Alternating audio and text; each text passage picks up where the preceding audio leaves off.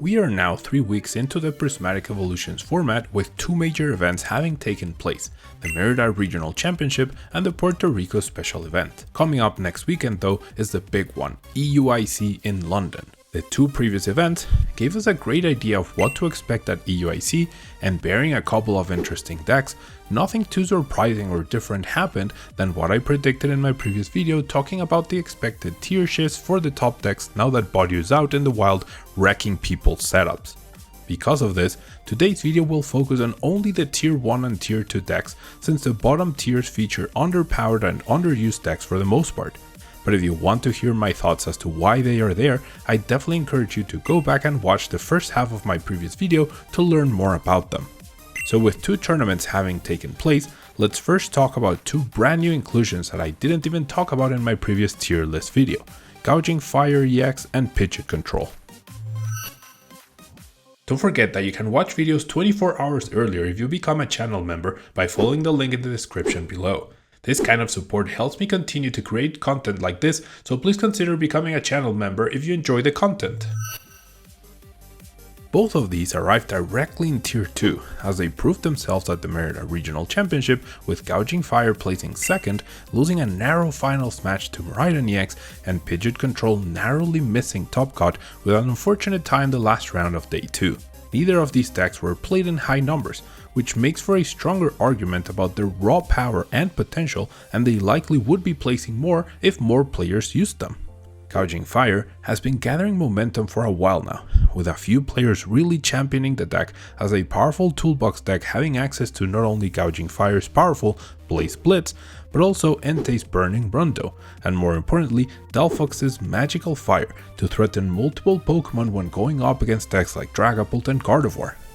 The icing on the cake is being able to take advantage of Munkidori's Adrenabrain by utilizing the self-damage from Magma Basin to further increase your damage output. All of this combined to allow Mauricio Patiño to make it all the way to the finals of Mérida and finally cement Gouging Fire as a top tier and powerful deck. And the other deck is Pidgeot Control, which I piloted myself to a top 32 finish at Mérida Regionals, unfortunately tying the last round, which meant neither me nor my opponent made it to the asymmetrical top cut for the event. This deck has all the potential tools to adapt and counteract the metagame, and it seemed like Body would narrow down the amount of viable decks at the top, but more importantly, bring down Regidrago from its throne, which is historically a tough matchup for any sort of control or stall deck in general. Whether it's Milotic shutting down Turo so Wellspring can trap a Pokemon forever to deck someone out, an invincible Bloodmoon or Saluna taking down an opponent's field, or a Black Kyurem paralyzing a Dragapult in the active spot for a very long time, this deck can pull off games that would otherwise seem lost, and it actually enjoys being behind in price cards to activate powerful cards such as Counter Gain and Defiance Vest. I must admit, I played way less than I would have liked to with this deck prior to the tournament, which led to some less than ideal approaches or decisions during games which I could have won in a more dominating fashion, as well as having much cleaner games. But I was happy with my placement, and it leaves me hungry for more as I try to qualify for Worlds this season. I've positioned both of these decks in tier 2, as they're great and powerful, but I don't expect either of them to be popular enough to climb to tier 1, which combines raw strength with big popularity numbers as well. Now, let's move on to the shifts in the tiers. The previous 3 decks in tier 1, Gardevoir, Dragapult and Lugia, remain unchanged as all of them prove to be powerful, reliable and popular in Mérida and Puerto Rico, placing at the top in both of these tournaments as I expected them to do. However, Miraidon ultimately won both of these events, and thus should be respected as a tier 1 deck now.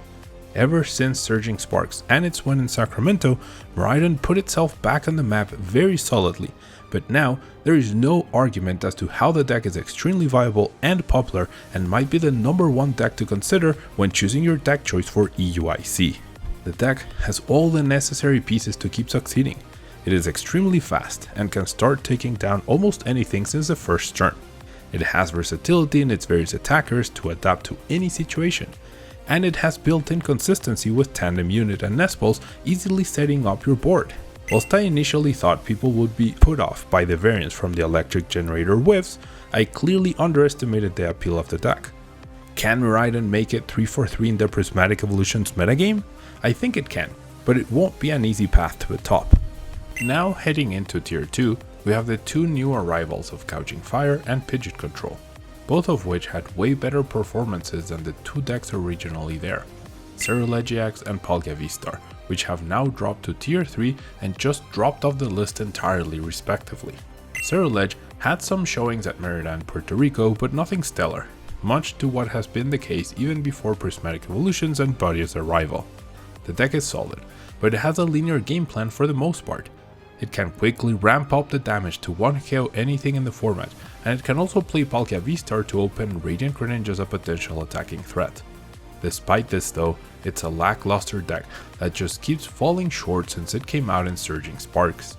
Palkia-V-Star on the other hand had even less to show for this past weekend, and even though I thought it had potential by using Bodio itself to slow down decks and take advantage of Radiant Greninja, it just hasn't shown that in a significant way, and with Miraidon winning left and right and positioned as a huge threat at EUIC, I've lost hope in Palkia-V-Star being a relevant deck again before it rotates in April, and thus it seems like it will now be relegated to a supporting role in decks like Cerulege and Gholdengo.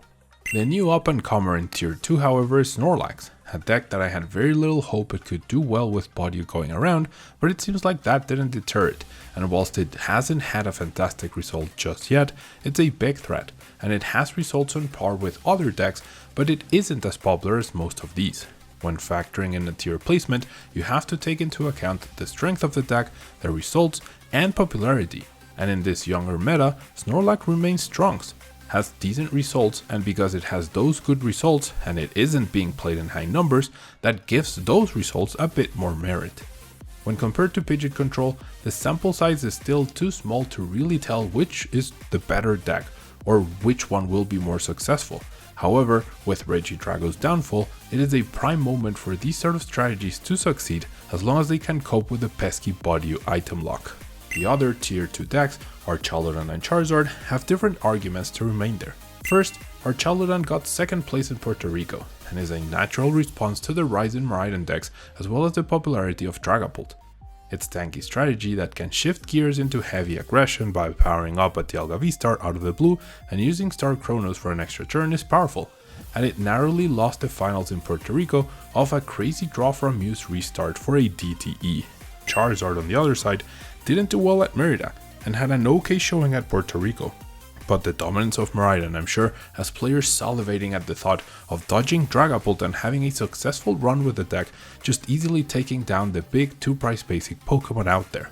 However, if it doesn't have a decent breakthrough at EUIC both in terms of numbers and results, I will definitely reevaluate Charizard's position in our next tier list update.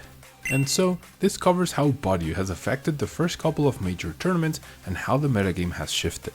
Both of these tournaments have paved the way into EUIC, where the world's best players will come together at the highest level of competition possible to claim the title of European champion.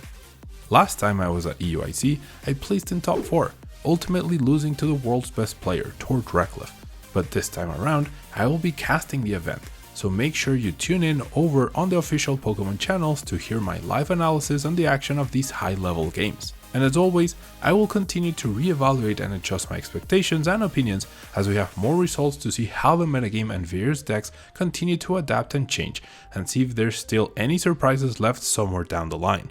I hope this video has been very useful for you, and make sure you're subscribed and stay tuned to his channel for everything Pokemon TCG related, as we are now past the midway point of the 2025 competitive season and there are more exciting moments yet to come. For now, I'd love to hear what you think will do well at EUIC and if there are any surprises to be seen this weekend.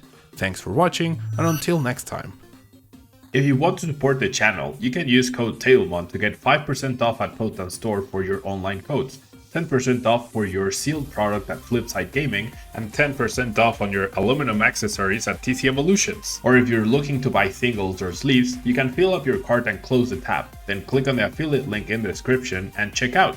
That way you can support the channel over at TCG Player, Card Market, and Dragon Shield. ¿Eres de México y necesitas cartas de Pokémon? Busca Hyperbeam Cards en Facebook e Instagram. Y si estás en Tijuana, búscalos en el local C27 en el Centro Comercial Otay.